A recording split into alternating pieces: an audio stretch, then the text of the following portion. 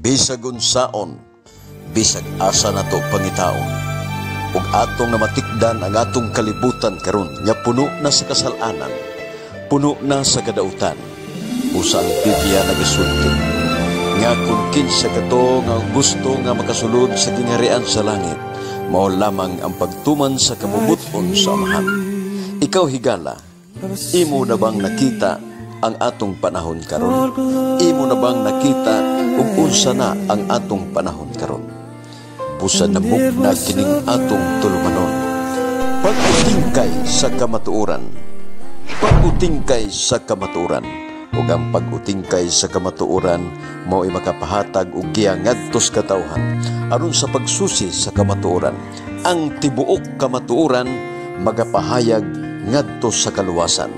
Pag-utingkay sa kamatuoran. Ug karon ania ang atong tigdumala. Brother Evangelist Jerry Lai, ato siyang patalihugan.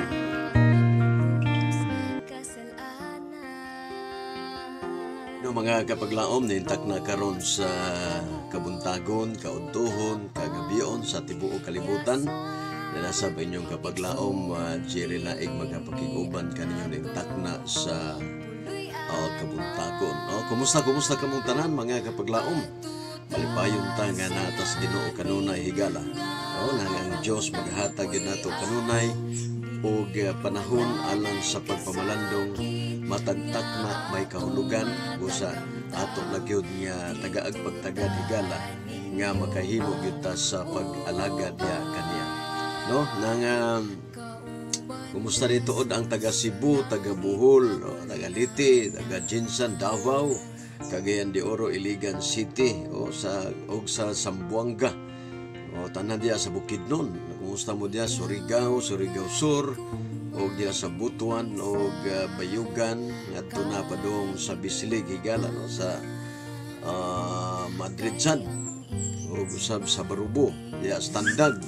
Kumusta mga kapaglaom, no? Mga ato nga mga higala nga naa sa Tandag. Usab ni Elisera Kisada, no? Sa atong mga manager sa FM, sa kapaglaom FM mga higala diya sa Tandag, no? Nang atong gikalipay kapaglaom nga ang Ginoo naghatag gyud kanunay og panahon alang sa pagpamalandong. Og doon natay mga radio, Hope Radio mga kapaglaom, no? Hope Channel nga maghatod kanato og mga nindot nga mga kasaysayan sa Biblia, mga nindot nga mga awit.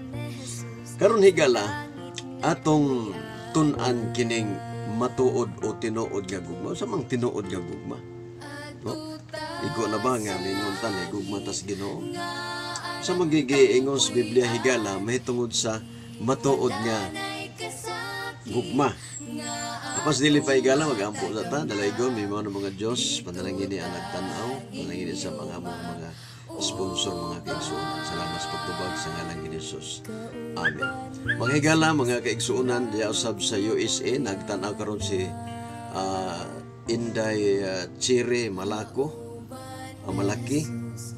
o usab sila ni Johnny Ferrer diya sa Canada, diya usab sa Germany sila ni Ate diya o bansa sa Hong Kong sa tanan diya mga kaigsuonan.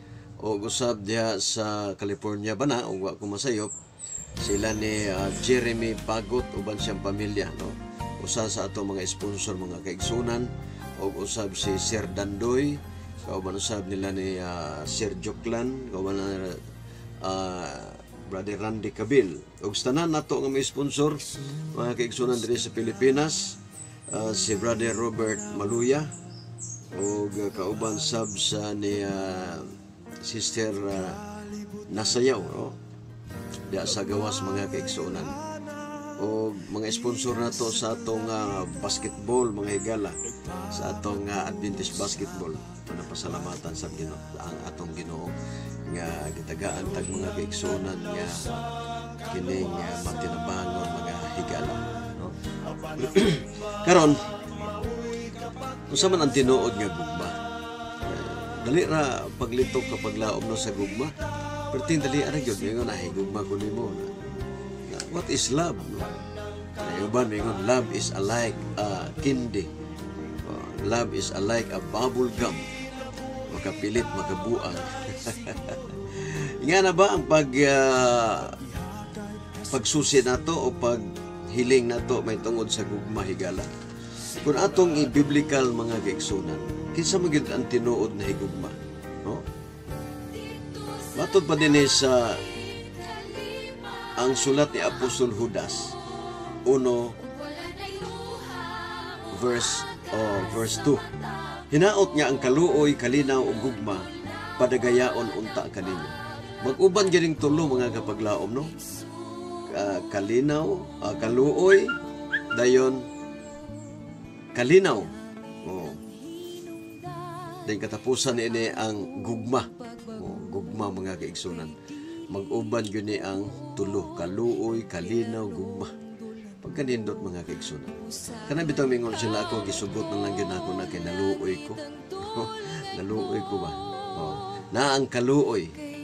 Ya karon sa imong kaluoy mga higala, nagpadayon ang kaluoy mo create kini siya og kalinaw. Dayon ang kalinaw ug ang kaluoy mag-uban mo create ni siya og gugma. Dili na ka magmalinawon kundi nimo siya makita. Mo na nga mo create na siya gugma. Nga na ang tanong nga atong pag-alagad sa Ginoo. Dili ta pulan sa pag-alagad ya kaniya, dili ta pulan sa pagtuon siyang pulong tungod kay naaman igsuon ang gugma. Kining gugma mga kapaglaom, dili ni basta-basta higala, no?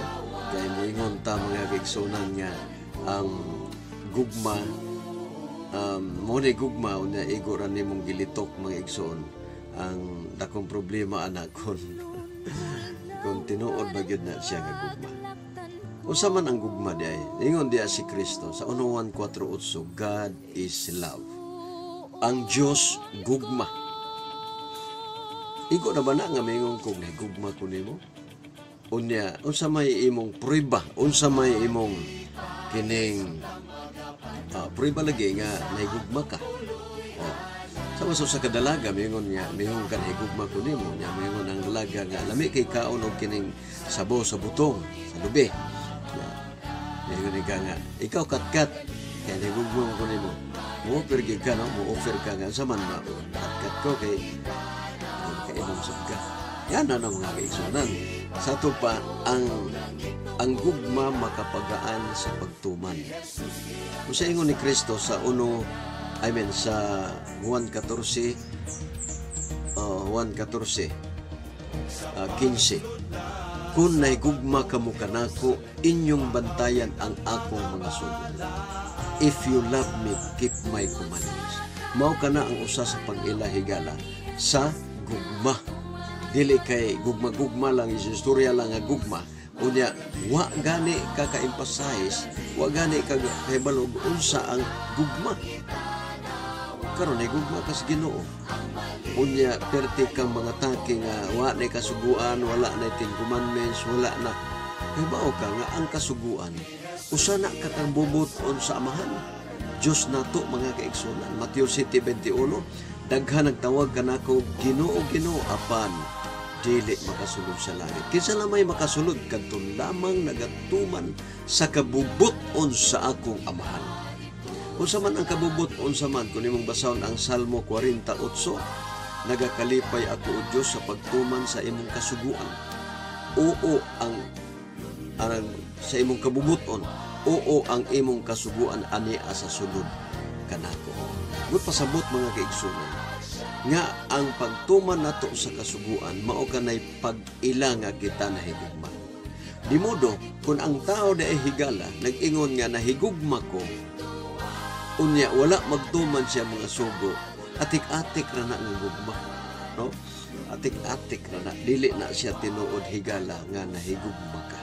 Kaya ang tinuod nga nahigugma, mukip ka sa commandment sa Ginoo. Mukip ka sa commandment sa Ginoo. Karon, if you love me, keep my commandments man ang giingon. Na God is love, ang Diyos gugma. Usama nimo Usa man nimo pag ingon nga nahigugma ka, unya nagwali ka sa kahanginan, nagwali ka sa social media, sa internet o sa mga kahaytikan na to karon, nga wala na'y kasuguan. Kung saan naman na igsoon. Kung sa ingon ni Gining Hesus, kung sa ingon sa Biblia, sa sulat ni Apostol Judas, versikulo 6, ug ang manulunda nga wala man nagpabilin diha sa ilang nahimutangan, hinunuan na nagpamiya sa ilang angay nga puloy-anan, kini sila iyang gipaghamutan diha sa talikala nga dayon. Ilalom sa kangit-ngit alang sa pagpanudya unya sa dakong adlaw. Kumingon kang wala kay gugma, sama ra ka sa usa ka mga manulunda nga nangahulog gikan sa langit, nga wala na sila'y kabutangan, wala na sila'y kapuy-an. Apan ningon ang Ginoo nga ipahimutan ko sila, kay ngano man diha sa kangit-ngit alang sa pagpanudya unya sa dakong adlaw. Dunay dakong adlaw higala nga moabot nga ang yawa kung si Lucifer silutan, mga igsoon. Dili man manglipot ang Ginoo. Ang Ginoo higala, hustisya siya, gugma siya. Tinuod lang gugma siya, mga kaigsunan. Kay gugma man siya, di modo higala nga magpatuman yun siya sa iyang mga sabalaod, no? Kay kung dili kamutuman 100% sukwahi yun ka. Kung sukwahi ka, huwag ka may gugma. Wala nang imo, gugma-gugma na lang. Diba? Karon, ang gugma higala, muna siya ang pinakabugat. Naana siya sa Galacia 5:21. Diba? Nga, naagid niya ang gugma higala. Nabilong na siya, mga kaigsuunan, sa gitawag o siyam ka bunga sa Espiritu. Ingon din sa Galacia 5:22 o 23. Apan ang bunga sa Espiritu maong gugma. Entrada yun, mga higala. Mao ang gugma. Diha sa gugma anaay kalipay. Diha sa gugma adunay kalinaw. Diha sa gugma adunay pailog. Diha sa gugma adunay pagkamapaanguron. Ug diha sa gugma adunay pagkamayo. Ug diha sa gugma adunay pagkamatinumanon. 23. Ug diha sa gugma adunay kaagho. Diha sa gugma adunay pagpugong sa kaugalingon, nga sa maong mga butang walay kasuguan nga kabato. Ang sulti sa balaang kasulatan, mga kapatid. No? Kung wala gyud impas, utang na to, wala nang gugma ato balihon. Ang bunga sa Espiritu maong gugma, wala nang gugma. Kung wala nang gugma, wala na'y kalipay. Kung wala na'y gugma, wala na'y kalinaw. Kung wala na'y gugma, wala na'y pailog. Gubot pas lukot, mga kaigsunan. No? Grabe, pisnong bagay. Kung wala na'y gugma, wala na'y pagkamapanguron. Kung wala na'y gugma, wala na'y pagkamayo. Wala na'y muhatag nimo, wala na'y maluoy nimo, pasagdahan ka lang. Kung wala na'y gugma, wala na'y pagkamatinumanon. Kung wala na'y gugma, wala na'y kaaghop, wala na'y pagpugong sa kaugalingon. Nga sa maong mga butang, wala untay kasuguan niya kabato. Kung atong i-reverse, mga kaigsunan, kung naay gugma, naa kining siyam ka bunga sa Espiritu. Kung wala ang gugma, wala ang bunga sa Espiritu. Mawala ang tanan niya, igsoon. Kung wala kay gugma, wala na kay kaluoy. Kung wala kay gugma, wala na kay kalinaw. Kung wala kay gugma, di na po kamayo. Muna nga.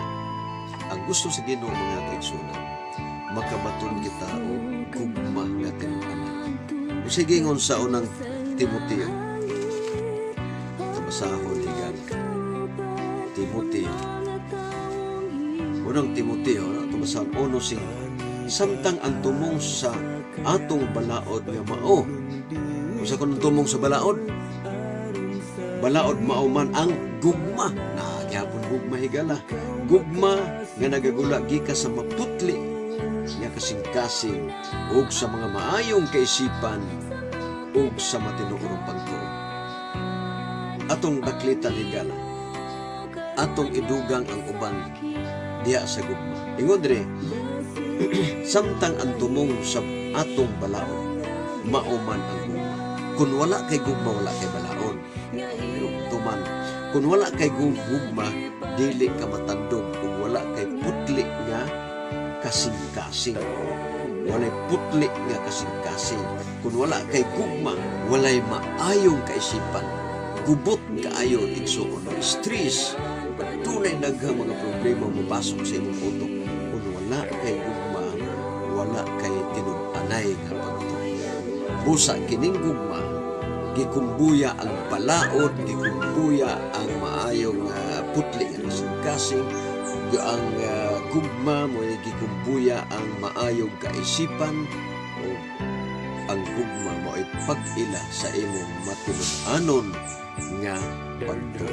Kaya dunay mga tao karon nga istorya ray daghan mga kaigsoon. Wala sila'y gugma. Pero paistoryahon ni mo mga kapaglaong, ano na sila'y awas nila ng mga kaigsoon. O inunanak ng dagan sa panahon, sa atong panahon karon mga kapaglaong, kung wala na'y gugma, tunay daghang katalagman sa kalibutan, wala na'y mahatag kadato, wala na'y mga dato nga gamiton sa Ginoo nga mohatag og mga ayuda ngadto sa mga tawo kung mawala kini. Igsoon, importante kay gugma, no? Importante kay gugma. Kung ay gugma kas di mabantay ang iyong mga suko. Kung kini, kung ay gugma ka, isangyaw ang mga balita. Yung isulti sa Ginoo. Gikan sa Jerusalem hantod sa tibuok na nasod. Mga igsoon, maoro gani akong ikahatag yun. Sunod ining buo na mga panahon na itong itunan, manginaot ang masabtan ninyo, masabtan nato ang tinuod mag-awa. Kalaikon may mayon ang mga Diyos. Pasalamat ka na ikaw naghatag ang gugma para mahilog kini madibilog sa among kasing-kasing, putli kasing-kasing o may kaisipan para maghatag kami sa mga taong nanginahanglan. Pasilo kami Ginoo sa musala. Salamat sa pagtubag sa ngalan ni Ginoo nga among manunubos. Mga kigsunan, wala naging tayo panahon kapag laot. Salamat, tanan nga mga listeners, tanan nga mga nag-subscribe sa itong YouTube channel. Tanan nga wala pa ka-subscribe, subscribe na mo, i-like o i-share para nga matagaan pagtagad kini atong sipya ang tinuod na gugma diri sa atong pag-utingkay sa kamatuoran o sa atong share. Igsoon, wala naging tayo manong salamat sa inyong pagpapagdama. Ang Ginoo, maghatag ka nato o dugang pagkusuga. Kung makaingon, wala kita'y mahimo sa pagpagigpatok sa kamatuoran kung dili pagdapig sa kamatuoran. Thank you very much. Maayong adlaw o gabi.